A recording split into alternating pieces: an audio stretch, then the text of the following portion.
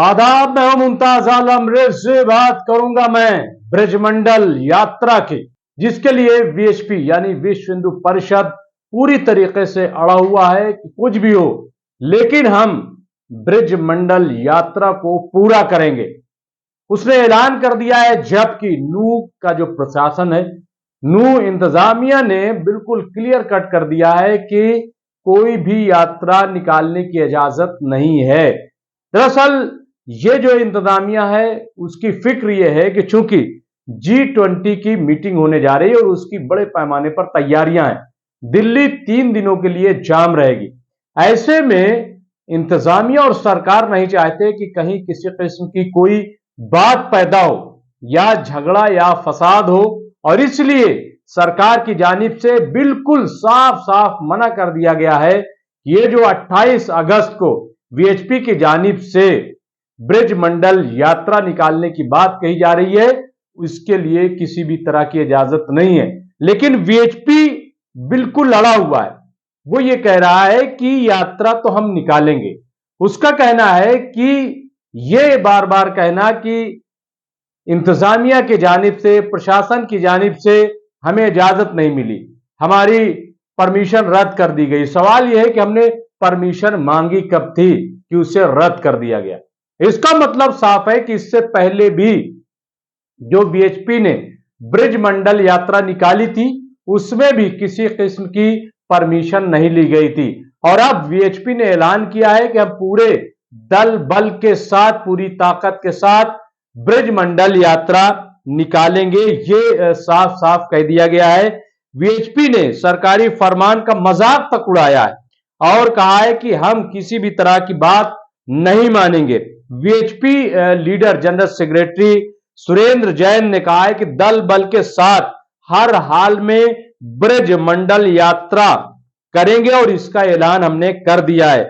हम जलाभिषेक करने के मकसद से यात्रा निकालेंगे और यह हमारा संवैधानिक आईनी अधिकार है और हम वो लेंगे। उन्होंने कहा कि जहां तक नू इंतजामिया का सवाल है, तो अगर वो बातचीत करते हैं तो संख्या का स्वरूप हम बदल सकते हैं, यानी उसमें कुछ कमी बेशी कर सकते हैं। उन्होंने कहा कि हमने तो परमिशन मांगी नहीं, तो परमिशन देने न देने का कोई सवाल ही नहीं। उन्होंने कहा कि हमारा जो ये जलाभिषेक का प्रोग्राम है वो नल्हड़, फिरोजपुर, झिरका और पुन्हाना का है और यहां श्रृंगार मंदिर में जलाभिषेक करके हम अपने प्रोग्राम, जो कि अधूरी यात्रा रह गई, उसको पूरा करेंगे।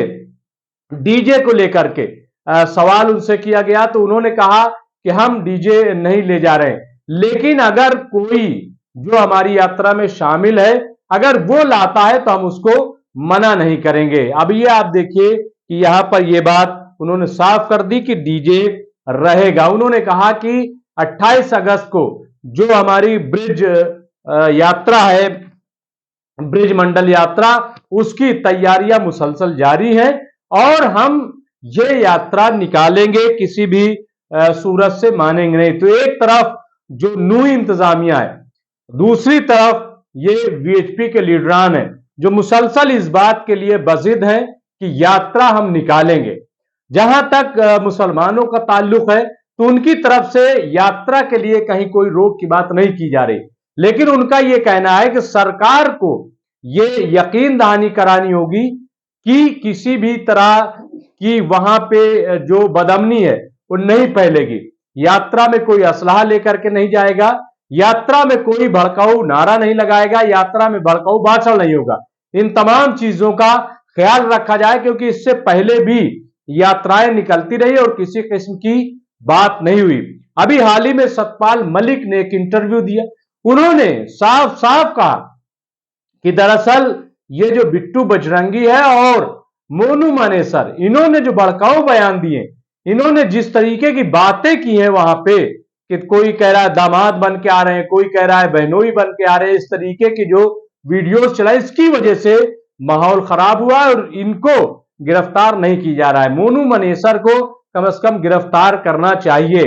तो ये सतपाल मलिक ने इसके लिए पूरी तरीके से जो है सरकार को जिम्मेदार ठहराया है और मोनू मानेसर को इसके लिए जिम्मेदार ठहराया है। उनका कहना यह है कि दरअसल सरकार भी चाहती थी कि वहां पे कुछ इस तरीके का हो।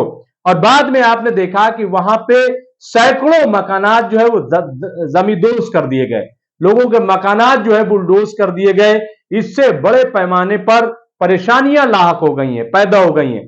वहां काम की भी मुश्किल हो रही, क्योंकि लोग बेघर हैं, इधर उधर परेशान हैं। अब वहां पे कुछ तंजीमें, ऑर्गेनाइजेशन जो है वो जा करके लोगों की मदद कर रही हैं, उनके आशियाने को दोबारा खड़ा करने का काम कर रही हैं। अब ऐसे में अगर यात्रा निकाली जाती है तो जाहिर है कि एक बार फिर हंगामा हो सकता है। और चूंकि सरकार इस बात को समझ रही है कि G20 की मीटिंग है, इसमें दुनिया भर से लोग शिरकत करने के लिए आ रहे हैं। अगर ऐसे में कहीं नू या मेवात में किसी किस्म का दंगा भड़कता है, कोई बदअमनी होती है, तो जाहिर है कि उसका असर दिल्ली पर भी पड़ेगा, और G20 में आने वाले लोग जो है वो इसको किस तरीके से लेंगे, तो ये भी एक तरफ हुकूमत की फिक्रमंदी है।